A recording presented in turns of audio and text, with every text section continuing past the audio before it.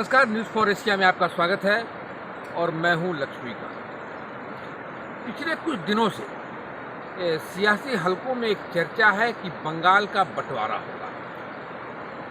पहले मीडिया में खबरें आई कि बंगाल 3 हिस्से में होगा। बाद में बीजेपी के एक सांसद ने उत्तर बंगाल को अलग केंद्र शासित प्रदेश की मांग रख करके सियासी माहौल को और गर्मा दिया।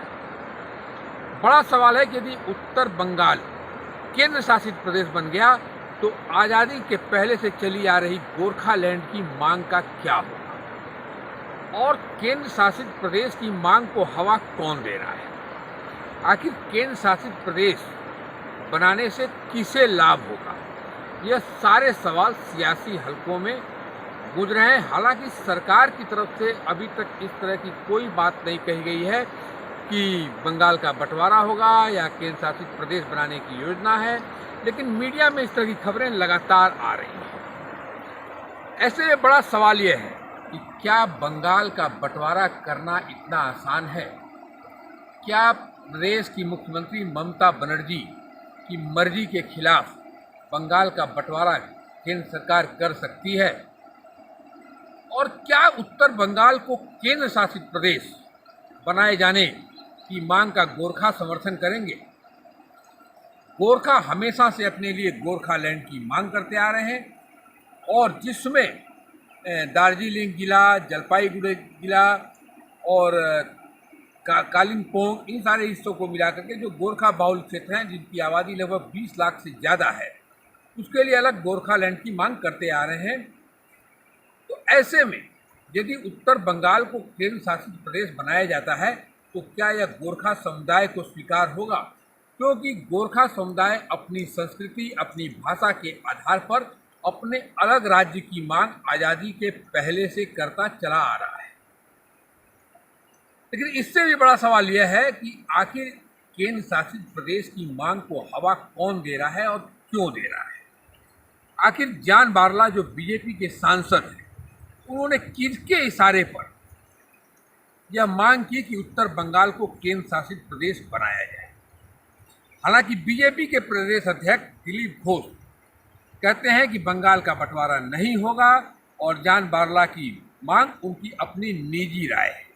यानी जान बारला अपनी पार्टी में उत्तर बंगाल को केंद्र शासित प्रदेश बनाने की मांग करके अलग थलग पड़ गए।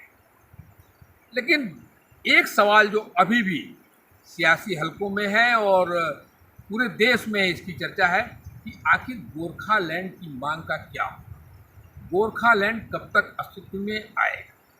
दरअसल गोरखालैंड की मांग में सबसे बड़ा रोड़ा यही रहता है कि गोरखा आंदोलन से जुड़े नेता किसी न किसी राजनीतिक दल के पीछे खड़े हो जाते हैं और कोई भी राजनीतिक दल खुलकर कभी यह नहीं कहता है कि हाँ, वह गोरखालैंड की मांग के समर्थन में है। चाहे वह भारतीय जनता पार्टी हो या दूसरे दल हों, आज तक किसी ने भी नहीं कहा कि गोरखालैंड की मांग का वह समर्थन करते हैं। 2019 के लोकसभा चुनाव से पहले बीजेपी ने पीपीएस की बात की, परमानेंट पॉलिटिकल सॉल्यूशन। इसमें गोरखा की कुछ जातियों को अनुसूचित जनजाति में शामिल करने की बात भी की गई, वादा किया गया। हालांकि पीपीएस भी कब धरातल पर उतरेगा, इसकी कोई गारंटी न केंद्र सरकार की तरफ से है और न ही अब इसकी कोई चर्चा हो रही है। दार्जिलिंग जिला हमेशा से भारतीय जनता पार्टी के लिए काफ़ी बेहतर रहा है।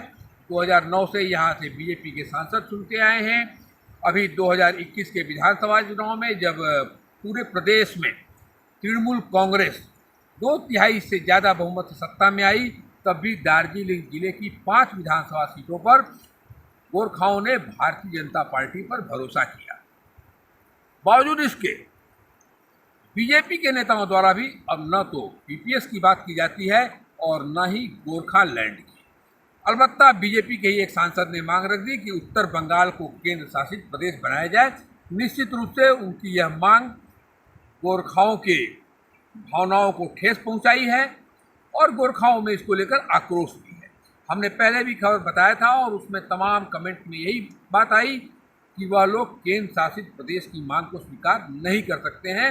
उनकी मांग सिर्फ और सिर्फ गोरखालैंड है। तो अब देखना है कि ये जो सियासी हलकों में और देश में जो एक चर्चा है केंद्र शासित प्रदेश बनाने की मांग, क्या वास्तव में कुछ ऐसा चल रहा है या सिर्फ शिगुफा है, यह आने वाला वक्त बताएगा। आप हमारे साथ बने रहें, हम इस मामले में जो भी अपडेट होगा आपको अवगत कराते रहेंगे।